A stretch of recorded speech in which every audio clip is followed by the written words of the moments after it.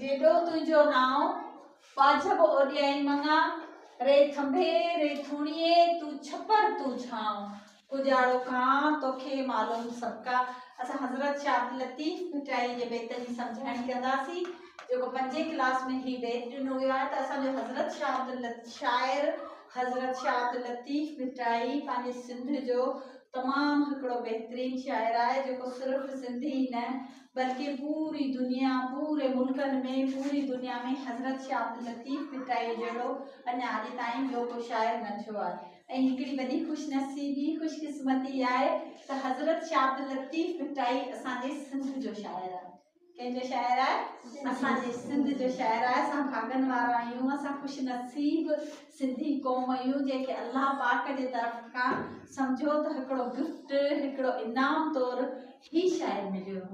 ऐं हिन जी शाइरी जेका आहे उहा पंहिंजे हर किताब जेको पंहिंजो सिंधीअ जो जेतिरो बि निसाब आहे मुंहिंजे ख़्याल सां 5वीं क्लास खां जीअं ई स्टार्ट थिए थो त उनजो जेको पहिरियों लेसन हूंदो आहे पहिरियों जेको हमद शरीफ़ हूंदो आहे तक़रीबन उहो हज़रत शाह अब्दुल लतीफ़ मिटाई जो हूंदो आहे। ठीकु आहे।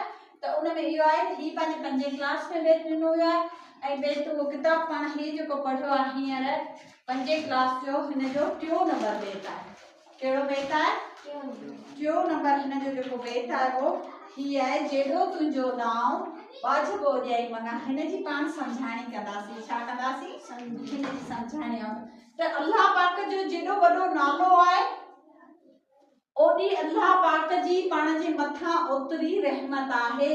जेॾो तुंहिंजो नाव वाजिब ओॾियाई रे थंभे रे थुणिए तू छपर तू छाव। रे शाइर चवे थो हज़रत शाह अब्दुल लतीफ़ मिटाई चवे थो त असांजी जेका हीअ बिल्डिंग ठहियल आहे हिनखे थंभा आहिनि हिनखे दीवार आहे ही बिल्कुलु असांजे मथां छित खड़ी थियल आहे पर जेका रब पाक जी तरफ़ खां छित आहे असांजे उहा आहे आसमान। छा आसमान में को थंभो को थुणी लॻल आहे? त शाइर इहो थो चवे त रे थंभे रे थुणीअ तू छपर तू छाव कुॼाड़ो कांव मिड़ई मालूम सबका। ऐं जेको बि कुझु दुनिया में आहे जेको बि कुझु दुनिया में आहे उहो सिर्फ़ु रब पाक खे मालूम आहे।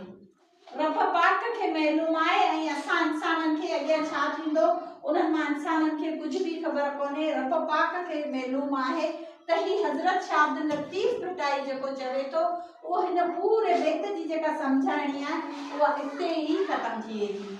आई सम्झ में? ही पोट्री सम्झ में आई हज़रत शाह अब्दुल लतीफ़ मिटाई?